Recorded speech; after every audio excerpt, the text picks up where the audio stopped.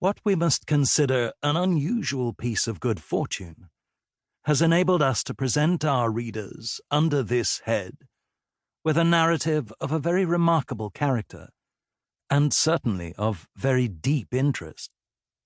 The journal which follows not only embodies a relation of the first successful attempt to cross the gigantic barriers of that immense chain of mountains which stretches from the Polar Sea in the north to the Isthmus of Darien in the south, forming a craggy and snow-capped rampart throughout its whole course, but, what is of still greater importance, gives the particulars of a tour beyond these mountains, through an immense extent of territory which, at this day, is looked upon as totally untravelled and unknown, and which, in every map of the country to which we can obtain access, is marked as an unexplored region.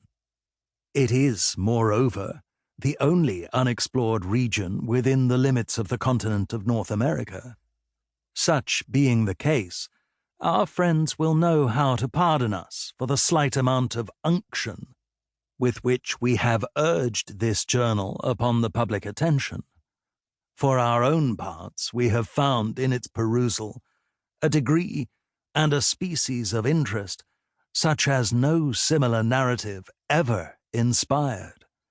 Nor do we think that our relation to these papers, as the channel through which they will be first made known, has had more than a moderate influence in begetting this interest. We feel assured that all our readers will unite with us in thinking the adventures here recorded unusually entertaining and important. The peculiar character of the gentleman who was the leader and soul of the expedition, as well as its historian, has imbued what he has written with a vast deal of romantic fervour, very different from the lukewarm and statistical air which pervades most records of the kind. Mr. James E. Rodman, from whom we obtained the manuscript, is well known to many of the readers of this magazine, and partakes, in some degree, of that temperament which embittered the earlier portion of the life of his grandfather, Mr. Julius Rodman, the writer of the narrative. We allude to an hereditary hypochondria. It was the instigation of this disease which, more than anything else, led him to attempt the extraordinary journey here detailed. The hunting and trapping designs of which he speaks himself in the beginning of his journal were, as far as we can perceive, but excuses made to his own reason for the audacity and novelty of his attempt.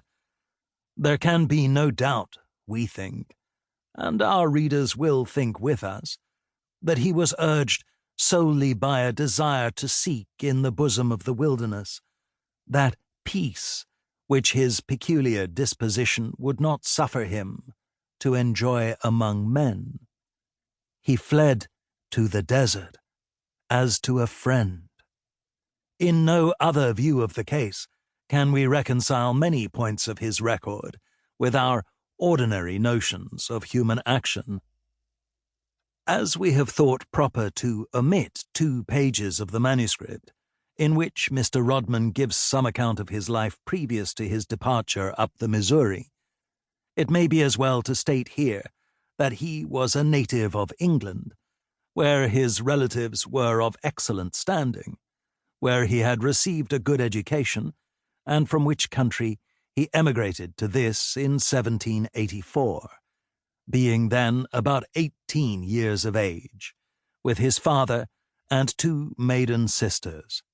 The family first settled in New York, but afterwards made their way to Kentucky, and established themselves, almost in hermit fashion, on the banks of the Mississippi, near where Mills Point now makes into the river. Here, old Mr. Rodman died in the fall of 1790, and in the ensuing winter both his daughters perished of the smallpox within a few weeks of each other.